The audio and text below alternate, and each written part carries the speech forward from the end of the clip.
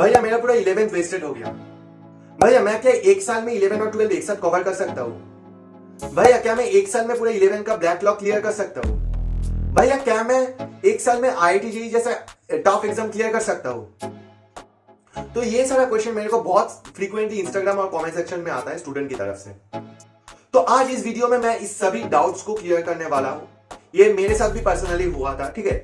तो मैं गारंटी ले रहा हूं कि आप इस वीडियो को देखने के बाद आपका जो जो डाउट्स है, जो कैसे मैं बोलूंगा कि क्लियर करना है, कैसे इसको टैकल करना है, तो सब मैं इस वीडियो में बताऊंगा। तो वीडियो के एंड तक बने रहे।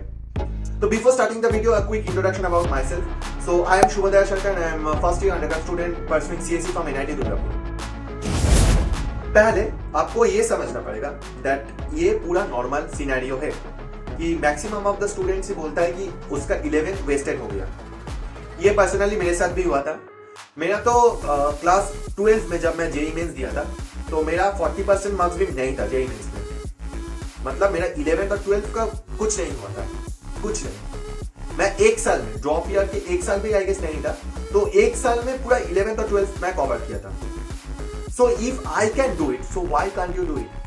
And yes, it's absolutely possible. तुम एक साल में भी जेईई मेंस और जेईई एडवांस जैसे एग्जाम क्लियर कर सकते हो। First you have to accept it that it's पूरा नॉर्मल है। तुम पहले 11th वेस्ट हो गया ये बोलना छोड़ दो, ठीक है, क्योंकि सभी बच्चों ने जब 11th में उठा है कुछ ना कुछ तो किया हुआ है ना, ठीक है। ये मैं एज्यूम कर सकता हूँ तुम जो एक्सपेक्टेशन किए थे कि ऐसा होगा एडवांस लेवल तक इस चैप्टर को ले जाऊंगा, ऐसा एक्सपेक्ट किया था, पर वो तुम रीच नहीं कर पाए।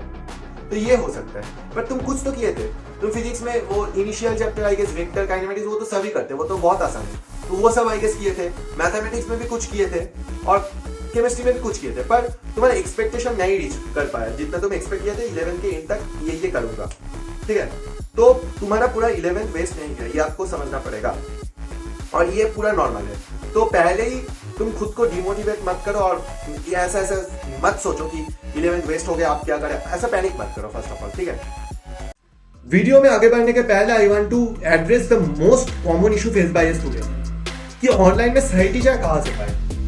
मेरे टाइम पे I used to do a lot of struggle finding right teachers online, but finding right teachers online is not super duper easy.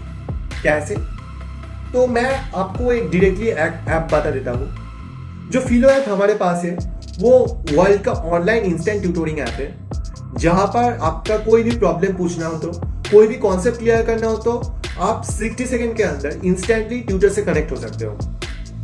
And thousand of experience teachers are present in this Filo app and connecting with them is now super duper easy. You just have to click the picture of the problem और जो भी concept clear करना है उसका picture click करना है, then instantly 60 second के अंदर आप ट्यूटर से कनेक्ट हो सकते हो। एंड लाइव सीजन में 1-to-1 सीजन में आपका जो भी चीजें पूछना हो कि कोई भी कॉन्सेप्ट क्लियर करना हो तो सब कर सकते हो। So what are you waiting for? Download the Filo app today, link in the description. तो तुम्हें पहले एक बात समझना होगा कि जेईई मेंस और जेईई एडवांस में क्लास 12 का 55 से 60% वेटेज रहता है, मैक्सिमम वेटेज क्लास 12 का रहता है, और क्लास 11 का 40 to 45% वेटेज रहता है, ठीक है। तो तुम अभी भी रेस में हो, क्योंकि जेईई मेन और जेईई एडवांस जैसे एग्जाम क्रैक करने के लिए तुम्हें पूरा 100% सिलेबस कंप्लीट नेसेसरी नहीं है। तुम 70-80% सिलेबस भी कंप्लीट कर जाओ ना, बहुत अच्छा मार्क्स आएगा। इवन 99% से भी ऊपर आएगा 70 और 80% सिलेबस से। मैं देखा हूँ बहुत सारा स्टूडेंट ये कॉमन गलती करते हैं कि 11 नहीं हुआ, इस चक्कर में वो क्लास 12 में भी 11 को करना शुरू कर देते हैं और क्लास 12 को इग्नोर कर देते हैं। इसको तुमको अवॉइड करना होगा, क्योंकि क्लास 11 करोगे और क्लास 12 अवॉइड करते जाओगे तो क्लास 12 का भी बैकलॉग होगा।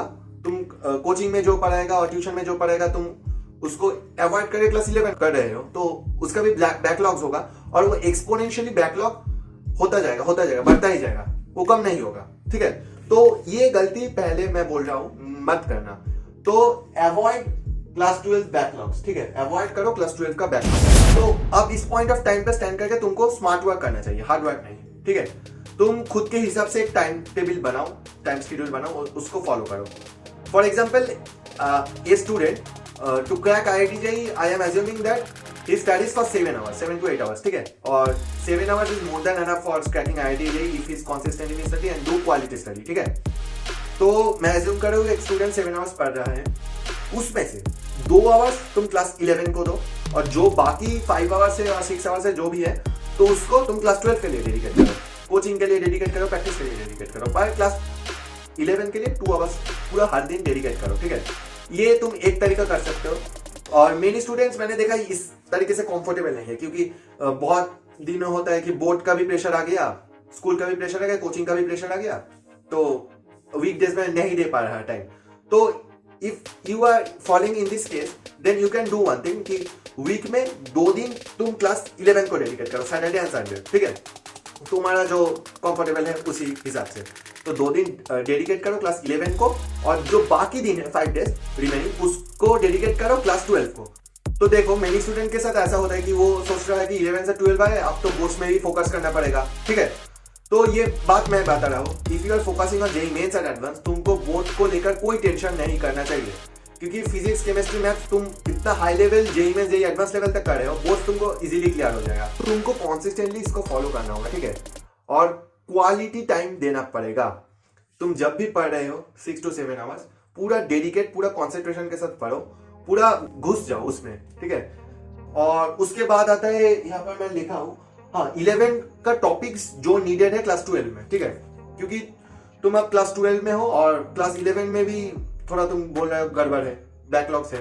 तो मैं बोलूंगा कि पहले तो क्लास 12 करो, उसके साथ जो पहले जो चैप्टर्स तुम उठाओगे ये चैप्टर्स उठाओ।